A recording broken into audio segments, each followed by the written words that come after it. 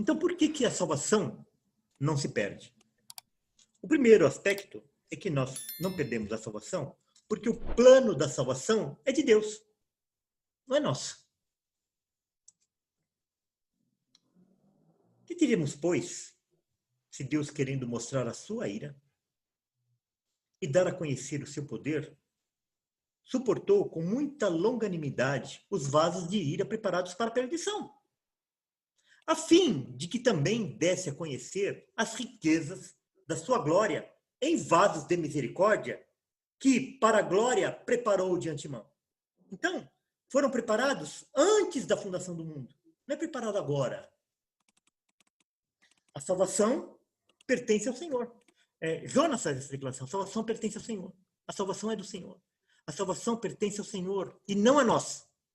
Somos apenas objeto dela. Nós não somos agentes da salvação. Deus Pai, Deus Filho e Deus o Espírito Santo são os agentes da salvação. Deus, o Pai, ele planejou a salvação antes que houvesse mundo. O Filho, ele executa a salvação vindo, morrendo na cruz em nosso lugar e ressuscitando. E o Espírito Santo aplica essas verdades ao nosso coração, fazendo com que a gente nasça de novo. Então, a salvação pertence ao Senhor, a Deus Pai, a Deus Filho, ao Deus Espírito Santo.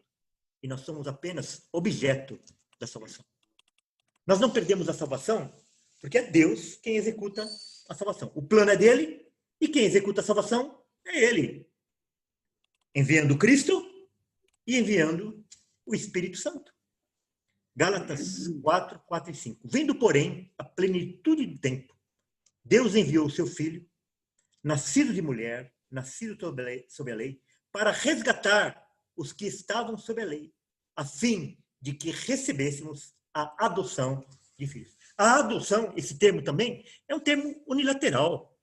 Aquele que é adotado, o filho que é adotado, ele não precisa assentir à sua adoção. Ele não precisa concordar com a sua adoção. Ele simplesmente é adotado. É um ato unilateral do adotante. E nós somos adotados como filhos por Deus, nos tornamos co-herdeiros juntamente com Cristo, um ato unilateral de Deus que nos escolheu incondicionalmente. Nós não perdemos a salvação porque a salvação é pelos méritos de Cristo, como eu já disse. Nós não somos salvos porque nós tínhamos méritos. Nós somos salvos por causa dos méritos de Cristo. Colossenses 1, 22. Agora, porém, vos reconciliou no corpo da sua carne, mediante a sua morte, para apresentar-vos perante ele santos, inculpáveis e irrepreensíveis. Agora, porém, vos reconciliou no corpo da sua carne mediante a sua morte, para apresentarmos perante ele santos, inculpáveis e irrepreensíveis. É dessa forma que Deus nos vê, santos, inculpáveis e irrepreensíveis. Por quê? Porque naturalmente nós somos santos, inculpáveis e irrepreensíveis? Não. É porque ele nos olha através de Cristo. A doutrina da perseverança dos santos está diretamente ligada à doutrina da salvação unicamente pela graça. Lembra que eu falei que tem alguém aí com o microfone aberto? Por favor. Jorge Alves Santos, por favor, põe um. Quem? Jorge Alves Santos. A doutrina da perseverança dos santos está diretamente ligada à doutrina da salvação unicamente pela graça.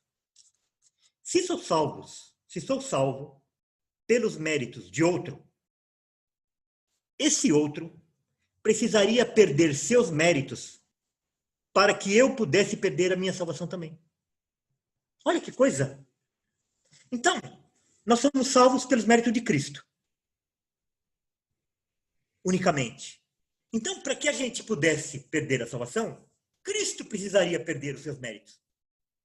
Se ele perdesse seus méritos, então nós perderíamos a nossa salvação. Só que como é impossível, porque a obra está completa, perfeita, ele é Deus, ele ficou satisfeito com o resultado da sua obra, ele não perde os méritos diante do Pai.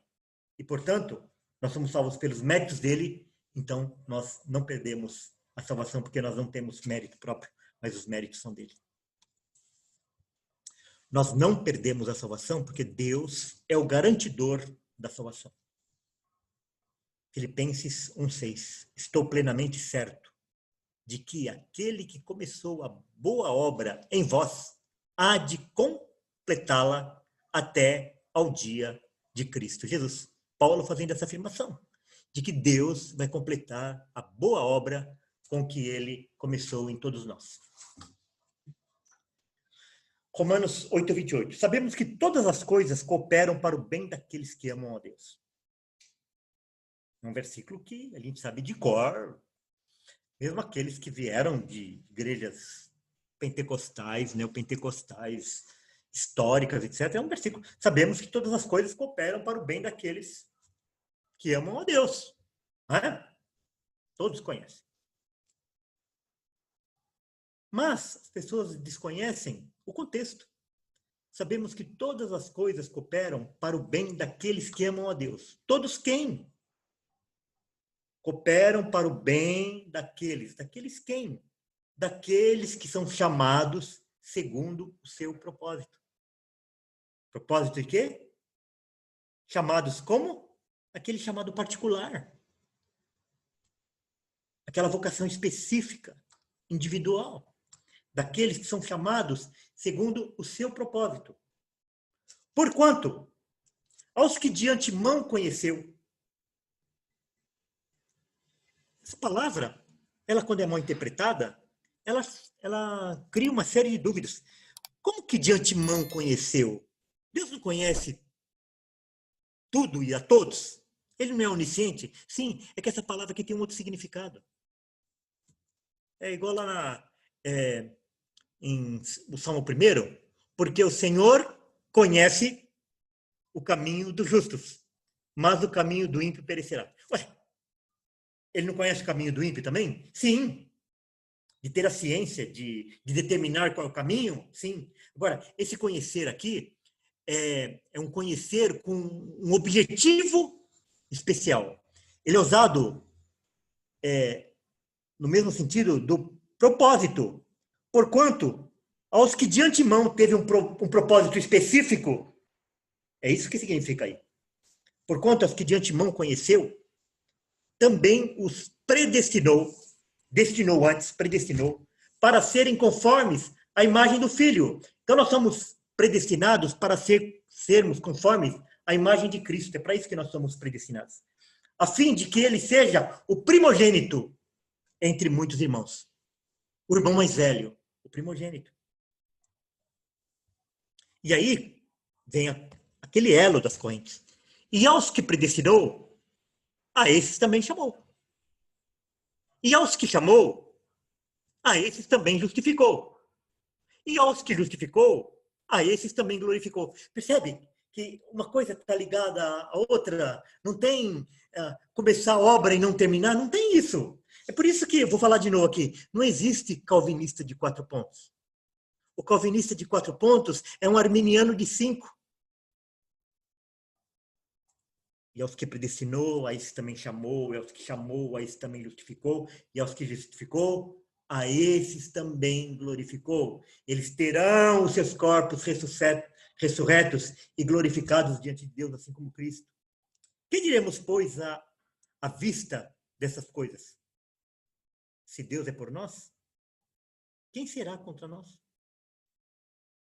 Esse é um outro versículo que não é usado para falar da minha briga com o meu patrão, com o meu empregado, com o meu vizinho, com o meu inimigo. Não. É nesse contexto de salvação. Se Deus é pela nossa salvação, quem será contra nós? É o diabo? Não. Aquele que não poupou o seu próprio filho, antes, por todos nós o entregou.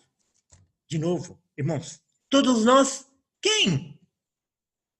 Aos que predestinou, aos que chamou, aos que justificou. mas que glorificou. Aqueles que são chamados segundo o seu propósito. Aquele que não poupou o seu próprio filho, antes por todos nós o entregou. Porventura, não nos dará graciosamente com ele todas as coisas? Que coisas, irmãos? De que coisas?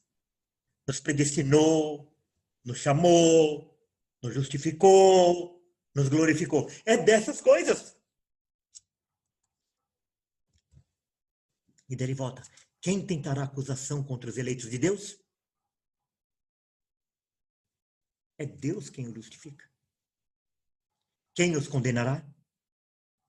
É Cristo Jesus quem morreu. Ou antes, quem ressuscitou, o qual está à direita de Deus e também intercede por nós. Querido, o dia que você tiver com a sua fé frágil, leia esse texto. Leia esse texto. Não é você que se salva. Quem nos separará do amor de Cristo? Será tribulação? Ou angústia? Ou perseguição? Ou fome? Ou nudez? Ou perigo? Ou espada? Como está escrito, por amor de ti somos entregues à morte o dia todo. Somos considerados como ovelhas para o matador. Então, Paulo aqui ele está falando que ele espelha no ministério dele a Cristo. Que assim como Cristo foi entregue como ovelha para o matadouro, assim ele se via também como espelho de Cristo. Em todas essas coisas, porém, somos mais que vencedores por meio daquele que nos amou, por meio de Cristo. Porque eu estou bem certo de que nem a morte, nem a vida, nem os anjos, nem os principados, nem as coisas do presente, nem do porvir, nem do futuro, nem os poderes, nem a altura, nem a profundidade, nem qualquer outra criatura poderá separar-nos do amor de Deus que está em Cristo Jesus, nosso Senhor. Irmãos, que bom seria se a gente decorasse esse texto, literalmente, para que esse texto nos acompanhasse todos os dias, até o último segundo da nossa vida. Porque eu estou bem certo de que nem a morte, nem a vida, nem os anjos, nem os principados, nem as coisas do presente, nem do porvir, nem os poderes, nem a altura, nem a profundidade, nem qualquer outra coisa poderá separar-nos do amor de Deus que está em Cristo Jesus, nosso Senhor. É por isso que nós podemos ter a segurança que nós seremos preservados por Deus eternamente.